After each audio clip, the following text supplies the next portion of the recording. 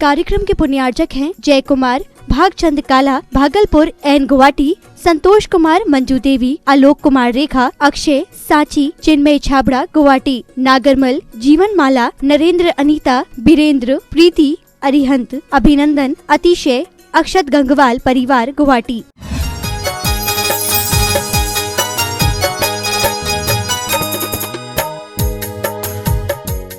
धर्म स्नेही भवत्माओं, हमारे जीवन का समय कैसे सार्थक हो, समय कैसे सार्थक हो, ये चर्चा आपको समझ में आना चाहिए। पहले ये शब्द को समझ लें कि समय शब्द क्या है। आप विचार करना।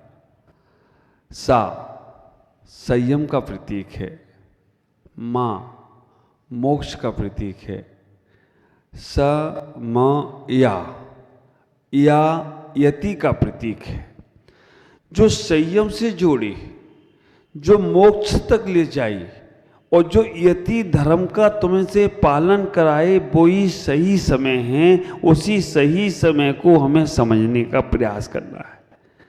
संयम से जब तक तुम नहीं जुड़ोगे तब तक तुम्हारे अंदर मोक्ष की भूमिका नहीं बनेगी, और मोक्ष की भूमिका बनाना है तो यति धर्म को स्वीकार करना पड़ेगा। आप विचार करके रखना, ये समय शब्द हमें बोलता है। समयसार ग्रंथ में आचार्य कुंदकुंद स्वामी महाराज समय का मतलब बताते हैं आत्मा, और आत्मा जितना संयमित है उतना और कोई संयमित नहीं हो सकता। लेकिन जब आत्मा के अंदर ये मन जो तुम्हारा जुड़ता है तो वो तुम्हारे मन के माध्यम से खुरापाते पैदा कर देता है। हमें इस समय शब्द को समझने के लिए आप विचार करके रखना, घड़ी का समय तो तुम समझ लेते हो, है ना, घड़ी का समय तो तुम समझ लेते हो, लेकिन वो आत्मा रूपी समय को तुम समझ नहीं पा रहे हो। समय का मतलब है आत्मा, और आत्मा का मतलब है उस आत्मा को परम तत्व से जोड़ने का प्रयास करो। अनादिकाल से अनंत काल तक जो वस्तु हमारी है उस वस्तु पर हमारा ख्याल नहीं है। बाहर की वस्तुओं पर हम इतने आकर्षित हो चुके हैं कि हमारे घर का माल दिखता नहीं है, पर दूसरा माल दिखता रहता है। घर की उपलब्धियां तो पता नहीं है, बाहर की उपलब्धियों पे वाह वाह करते जाते हो। घर का तो तुम्हारा वैभव तुम्हें समझ में नहीं आ रहा है, दूसरे के वैभव को देखकर मन ललचायित होते जा रहे हो, मन लालायित करते जा रहे हो। तुम्हारे पास इतना वैभव है, तुम्हारे पास इतना सब कुछ है, बस समझने की प्रयास करो। किसी शायर ने कहा है, मत फिसलो। किसी शायर ने कहा है, पराई अमानत को देखकर परेशान मत होइए, पराई अमानत को देखकर परेशान मत होइए, परमात्मा तुम्हें भी देगा, हैरान मत होइए, परमात्मा तुम्हें भी देगा, हैरान मत देइए। आप विचार करके रखना, परमात्मा देगा तब जब तुम्हें समझ में आएगा तब। अगर समझ में ही नहीं आता है तो कैसे उस परम तत्व को हम पाने का प्रयास करेंगे। आज नया वर्ष शुरू कर रहे हैं आप, नए ग्रंथ की शुरुआत कर रहा हूं मैं बाह्य के वैभव की चर्चा कम कर कर आत्म तत्व की चर्चा ज़्यादा करना चाहता हूं, क्योंकि बाह्य वैभव हमने बार बार प्राप्त किया है, अनादिकाल से प्राप्त किया है। अंदर का वैभव की जानकारी भी नहीं ली हमने। जो तुम्हारी है तुम्हारे पास ही थी, तुम्हारी ही रहेगी, तुम्हारे साथ ही आई है, तुम्हारे साथ ही जाएगी, वो तुम्हारी चीज एक ही है, आत्मा। आप विचार करके रखना, संसार में सब धोखा दे सकते हैं, संसार में सब साथ छोड़ सकते हैं, संसार में सब लोग तुम्हारे से मुंह फेर सकते हैं। दुख में आप विचार करना, सुख में जब पैसा पास होता है तो दुश्मन भी खास होता है। जब पैसा पास होता है तो दुश्मन भी खास होता है, लेकिन जब पैसा पास ना हो तो खास भी दुश्मन हो जाता है। ख्याल करना, जब तक संसार के लोगों की मन की इच्छाएं पूरी करते रहो तब तक तुम्हें सब अपने लगते हैं। संसार के लोगों की इच्छाएं पूरी करते रहो तब तक तुम्हारे अनुकूल सब तुम्हें अनुकूल ही लगते हैं। और जैसे ही तुमने उनके प्रतिकूल एक भी बात कह दी तो विचार करके रखना, अनुकूलताएं सारी समाप्त हो जाती हैं। कई लोग तो इतने होशियार होते हैं, इतने चालाक होते हैं, वो हर तरह से अपनी बात को मनवाने का प्रयास करते हैं। जैसा उनके मन में चल रहा है वैसा ही उन्हें सुनना पसंद है, उसके अलावा और कुछ नहीं सुनना चाहते हैं। और आप ख्याल करके रखना, जैसा तुम्हारे मन में चल रहा है घर में, परिवार में, समाज में, देश में, संघ में, कहीं पे, तो तुम ठगे जाओगे। क्योंकि कभी कभी हमारे मीठे के साथ नमकीन भी खाने को मिल जाए तो शुगर नहीं होता है। आप विचार करके रखना, ना जो तुम्हारे साथ आया और ना साथ में जाएगा उस पे क्यों इतना इठलाने का प्रयास करते हो। हाँ, आप ख्याल करके रखना, जहां जहां कपड़ा है वहां वहां बोलो ना लफड़ा है। जहां जहां कपड़ा है वहां वहां लफड़ा है। जहां जहां आप विचार करके रखना। और कहा किसी ने, महाराज आपने कपड़ा क्यों छोड़ दिया? मैंने कपड़ा नहीं, लफड़ा भी छोड़ दिया। हो गए नंगे, जहां कदम रखते हैं वहां हर हर गंगे।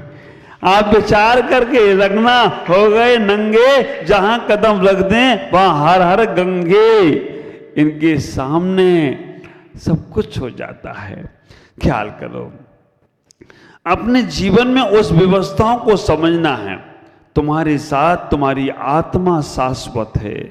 बाह्य का वैभव तुम्हारा साथ नहीं देगा, जितना तुम्हारी आत्मा तुम्हारी साथ देगी। उस आत्मा के लिए, उस आत्म तत्व को पाने के लिए आचार्य कुंद कुंद महाराज समय सार ग्रंथ के माध्यम से प्योर बात आपको कहना चाहते हैं। आपको उन वस्तुओं से बचाना चाहते हैं जिन वस्तुओं को तुमने अपना मान रखा है, वो वस्तु तुम्हारी है नहीं।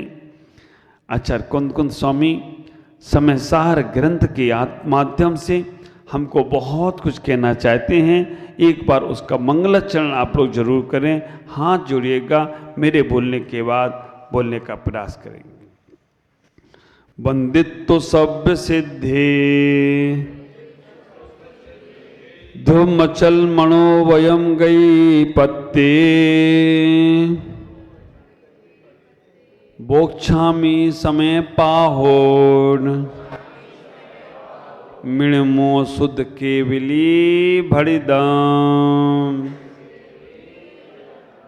आचार्य कुंद कुंद महाराज जो अपने जीवन के एक ऐसे आचार्य हुए जिन्होंने इस सृष्टि को अध्यात्म सिखाने का प्रयास किया। हमारे तीर्थंकर के मोक्ष जाने के बाद कई अंग पाठी आचार्य हुए। अंग पाठी आचार्यों के जाने के बाद कई श्रुत केवली महाराज हुए। श्रुत केवली में अंतिम श्रुत केवली भद्रभाव स्वामी थे। उनके बाद सबसे पहले ग्रंथ लिखने का कार्य आचार्य पुष्पदंत भूतबली महाराज ने किया। उन्होंने आचार्य पुष्पदंत भूतबली महाराज ने 60 खंड आगम जैसा ग्रंथ लिखा। 60 खंड आगम ग्रंथ उन्होंने लिखकर जिस वक्त उसे पूर्ण किया उसी वक्त देवताओं ने उन मुनिराजों की और उन ग्रंथों की पूजा की। उस दिन को हम पर्व के रूप में मनाते हैं। कौन से पर्व के रूप में? श्रुत पंचमी पर्व के रूप में मनाते हैं। श्रुत पंचमी पर्व केवल और केवल माँ का जन्म दिवस का पर्व है। आप विचार करके रखना, माँ का जन्म दिवस वर्ष में एक बार ही आता है। आपका जन्म दिवस भी एक ही बार आता है, लेकिन आपको अपना तो मालूम है, लेकिन आपको अपनी माँ का जन्म दिवस नहीं मालूम है। कितने लोग होंगे जिनको अपनी माँ की जन्म दिवस की तारीख याद होगी। चलो वो माँ का जन्म दिवस नहीं मालूम हो, लेकिन जिनवाणी माँ का जन्म दिवस श्रुत पंचमी को आता है, ये हमें जरूर। और श्रुत पंचमी कौन से महीने में आती है? सावन नहीं, हाँ, जेठ के महीने में, मई और जून के महीने में आती है। आप विचार करके रखना, आपके यहाँ भी ये पर्व आएगा तो आप जरूर उस दिन जिनवाणी का शोभा यात्रा के रूप में एक बड़ा बहुमान करना, क्योंकि माँ का जन्म दिवस एक ही बार आता है। आचार्य भद्रभाव स्वामी के बाद बहुत सारे आचार्य हुए। आचार्य पुष्पदंत और भूतवली महाराज भी हुए, जिन्होंने सतखंड आगम ग्रंथ को लिखा। सबसे पहले नमोकार मंत्र पंचम काल में अगर लिपिबद्ध किया है किसी ने, मुखारविंद से तो सब लोग सुनते थे नमोकार मंत्र, लेकिन अगर लिपिबद्ध लिखा है किसी ने तो वो आचार्य पुष्पदंत भूतवली महाराज ने सतखंड आगम ग्रंथ के मंगलाचरण में नमोकार मंत्र लिखा। इसीलिए हम लोग बोलते हैं नमोकार मंत्र अनादि आनिधन है, लेकिन पंचम काल में वर्तमान काल की अपेक्षा आज से लगभग 2000 वर्ष पहले पुष्पदंत और भूतवली महाराज ने इस नमोकार मंत्र को सतखंड आगम नाम के धवला नाम के ग्रंथ में लिखा। उनके कई वर्षों बाद आचार्य कुंद महाराज हुए। आचार्य कुंद स्वामी जब हुए, जिनसेन आचार्य आदि आचार्य हुए, बहुत सारे माघनंदी आचार्य हुए। आप विचार करके रखना, लेकिन कुंद आचार्य ने एक अलग ही ख्याति प्राप्त करी। उनके 5 नाम सुनने को मिलते हैं कि उनके 5 नाम थे: गिरदपिचकाचार, एलाचार, वक्रगिब्राचार, कुंद आचार और पद्म नंदी आचार। आप विचार करके रखना, हर नाम से एक कहानी जोड़ी गई, हर नाम से कहानी। गिरदपिचका आचार्य ने क्यों कह दिया गया? क्योंकि आचार्यों ने कहा है, इसलिए। अब इसमें हम अगर आगम प्रमाण ने तर्क अनुमान आदि लगाएंगे तो कहीं ना कहीं विरोधाभास आएगा। लेकिन श्रद्धा का विषय ये बनाओ कि उन्हें कुंद आचार्य को क्यों कुंद कहा गया। वैसे इनका नाम मूल में पद्म नंदी आचार्य था। कुंद ने क्यों कह दिया गया कि ये कुंद ग्राम के महाराज थे। इनका जन्म कुंडपुर में हुआ था, तो कुंडपुर के महाराज थे, तो इनको क्या कह दिया गया? कुंद आचार्य। अब जैसे आप बगई गांव वाले हो तो आपको क्या कहा जाए? बगई गांव के। आप विचार करना, बगई गांव से। अब जैसे होता है, हम लोग महाराष्ट्र में थे, तो महाराष्ट्र में हम लोग जब जिंतूर गए तो वहाँ मैंने पूछा, हमारे साहू जी बहुत अच्छे भक्त है, मुकुंद जी साहू, तो मैंने उनसे पूछा आपका नाम क्या है? पहली बार ही गया था, तो उन्होंने नाम बोला मुकुंद जी साहू जिंतुरकर। जो भी और दूसरा आया, पप्पू भाई आए वहाँ के, मैंने उनसे पूछा पप्पू भाई आपका नाम क्या है? बोले पप्पू साहू जिंतुरकर। जितने आए सब जिंतुरकर, सब जिंतुरकर, सब जिंतुरकर। मैंने कहा ये सब एक ही जाति के लोग रहते हैं यहाँ पर। अजैन लोग आए, उनसे मैंने पूछा, वो भी जिंतुरकर। अरे मैंने कहा ये कुछ गड़बड़ लग रहा है। फिर बाद में जब रेस का उद्घाटन हुआ तो मालूम पड़ा कि यहाँ जो लोग भी अपना नाम बोलते हैं, उस नाम के आगे वो जिंतुरकर शब्द लगाते हैं। अब सुरेंद्र भाई कहीं जाना तो बोलना सुरेंद्र जी बगई गांव, मिंटू भाई कहीं जाना तो बोलना मिंटू भाई बगई गांव, है ना। महावीर भाई आप भी मन, जितने लोग यहाँ बैठ, तो आप चक्रवर्ती महाराज आप क्या बोलोगे? आप ख्याल करना, चक्रवर्ती महाराज का ओरिजिनल नाम मुझे नहीं मालूम है, दिलीप जी बगई गांव। इससे आपकी गांव की महत्ता बढ़ेगी। कुंद आचार्य के गांव की महत्ता इतनी बढ़ गई कि उनका नाम ही ये कुंद आचार्य रख गया। ऐसा हम लोगों का जहाँ जन्म हुआ शरीर का, वहाँ पे भी बोलते हैं। जैसे कोई भिंड में जन्म लिया तो भिंड वाले, है ना, कोई इटावा जन्म लिया तो इटावा वाले, कोई दिल्ली जन्म लिया तो दिल्ली वाले, ऐसे। तो इनका नाम ये कुंद इसलिए पड़ गया।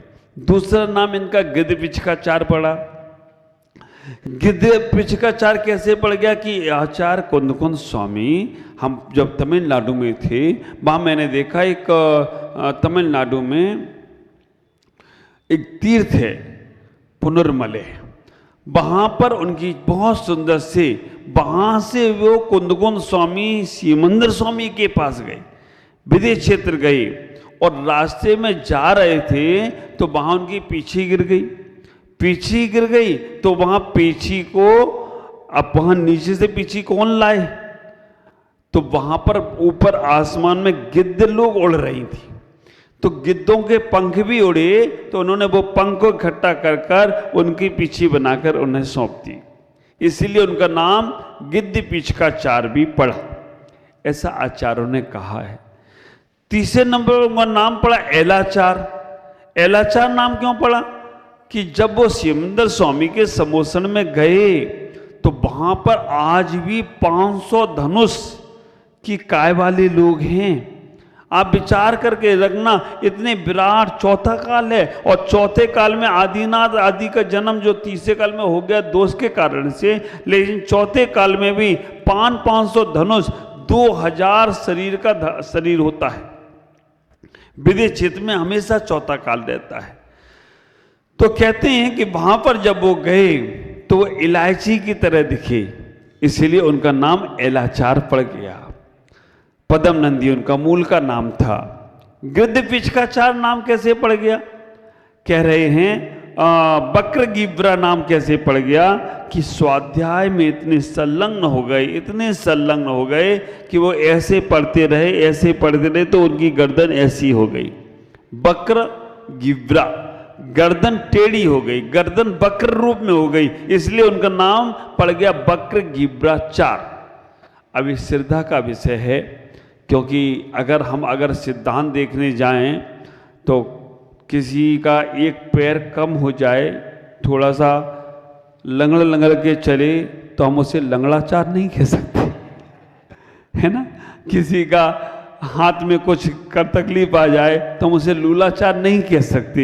ये तो भाई बीमारी थी, इसको नाम क्यों दिया जाए, लेकिन श्रद्धा का विषय है तो उन्हें हमने बक्रगिब्राचार कह दिया, है ना।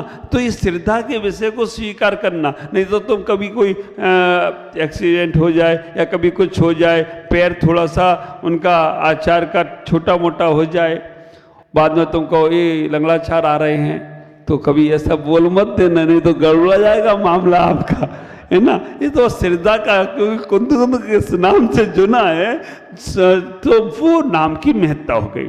तो उन आचार्य कुंद स्वामी ने इस ग्रंथ के माध्यम से हमें उन तत्वों की चर्चा बताई है जो हमारी है, उन तत्वों के बारे में बताने का प्रयास किया है जो हमारा ही है। आपका तत्व क्या है, आप कैसे उसको पाएंगे। संसार में केवल जीव तत्व को ही पाना है। ख्याल करके रखना, व्यापार बिजनेस में हमें और कोई चीज़ की चाह नहीं है, पैसा कितना कमाया उतनी चाह है। ऐसे ही मोक्ष मार्ग में, संसार में केवल इतनी चाह होना है हमको कि हमें जीव तत्व की प्राप्ति कैसे हो जाए, वो जीव जो मेरा है वो प्योर कैसे हो जाए, उस शुद्धत्व को हम कैसे प्राप्त करें। वैसे वो शुद्ध ही है, लेकिन हमने उसे अशुद्ध मान रखा है। तो वो प्योर चर्चा आपसे आगे आने वाले समय में करूँगा।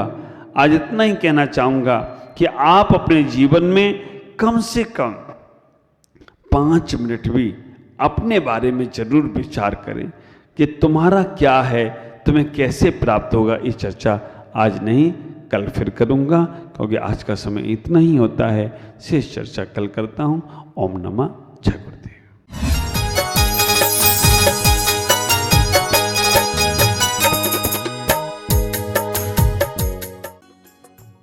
इस कार्यक्रम के पुण्यार्चक थे जय कुमार, भागचंद काला, भागलपुर एंड गुवाहाटी, संतोष कुमार, मंजू देवी, आलोक कुमार रेखा, अक्षय, साची, चिन्मय छाबड़ा, गुवाहाटी, नागरमल, जीवन माला, नरेंद्र, अनीता, बीरेंद्र, प्रीति, अरिहंत, अभिनंदन, अतिशय, अक्षत गंगवाल परिवार।